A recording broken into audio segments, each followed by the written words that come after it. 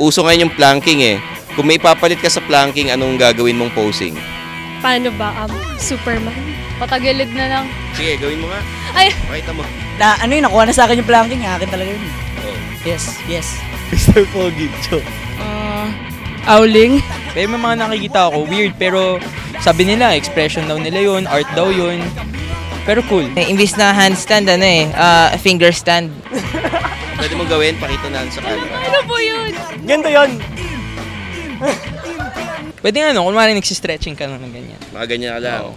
Sige, yan ha. Tapos, tunga ka na lang sa taas.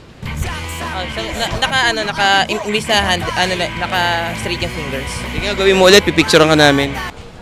Pinahirapan mo lang yata ako eh. Mahirap pero I'll try my best. Matawag na. Standing. Tapos, mag-wonder yung mga tao sa paligid mo, ano yung tinitingalaan mo. Okay. Tapos, lilingon sila. Hmm. Tapos, wala na, yun na yun. First, you look back at the camera.